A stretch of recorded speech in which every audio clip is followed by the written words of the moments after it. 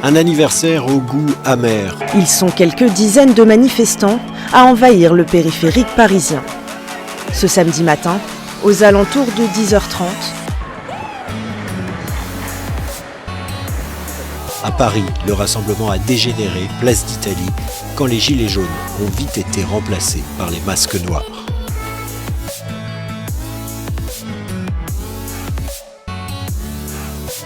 Bonjour à toutes, bonjour à tous, merci de regarder ce troisième podcast pour Parlementoche. Une fois de plus, on n'est que deux, je suis avec Simon. Bonjour Simon. Bonjour.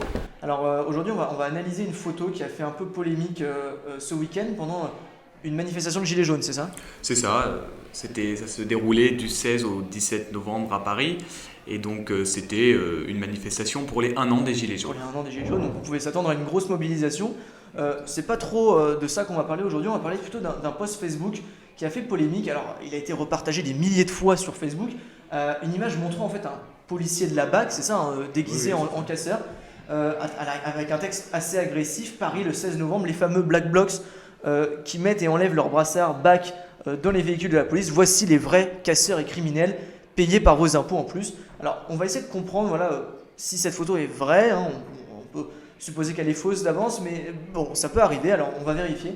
Donc on a utilisé un logiciel qui s'appelle Forensics, donc c'est un logiciel de la marque Invind qui permet de détecter les différences de qualité dans une image. On remarque deux taches quand on fait deux taches qui montrent une différence de qualité sur les images.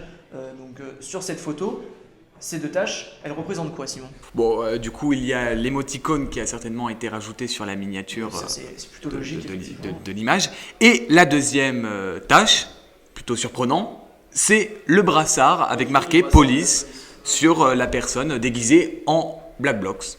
Donc du coup, on peut supposer que cette photo, elle ne date pas du tout de cette manifestation des Gilets jaunes. Du coup, on a décidé en fait de reprendre la photo et de faire une recherche inversée sur Google pour essayer d'en savoir plus, pour retrouver l'origine de cette image. Effectivement, on l'a retrouvée. On a retrouvé en fait 26 résultats qui montraient des photos similaires. On a fait le tri et on a retrouvé, en fait, il s'agit d'un article qui a été diffusé sur un blog russe il y a quelques années, en fait en 2010, c'est ça Simon, hein ?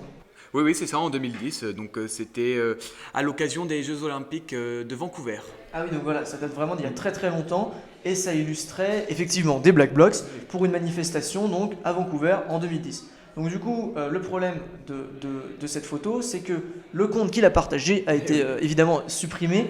Le problème de Facebook, c'est qu'en fait les gens font des copies d'écran et repartagent sur leur compte, donc c'est assez difficile de retrouver la source, retrouver l'origine du post, et du coup c'est pour ça qu'il faut faire très attention. Simon. Non, et puis surtout là, manifestement, cette photo est complètement fausse. Du coup. Exactement, c'est un photomontage classique et pur, tout simplement. En conclusion, il faut faire très attention à ce que vous relayez sur les réseaux sociaux, toujours vérifier la source, vérifier l'origine de votre photo, qui l'a prise, par qui elle a été prise. Souvent, les crédits sont marqués dans les descriptions des photos. Voilà, c'est la fin de cette émission assez courte. Merci Simon, on en refera d'autres évidemment. N'hésitez pas à rejoindre Parlementoche, c'est une super association, on fait plein de trucs comme ça. Si vous aimez bien ce genre de concept, on va en recommencer. On mettra tous les liens pour les logiciels et tout ça dans la description. Et un article de l'AFP aussi qui présente un peu ce type de travail. Voilà, merci beaucoup et bonne journée.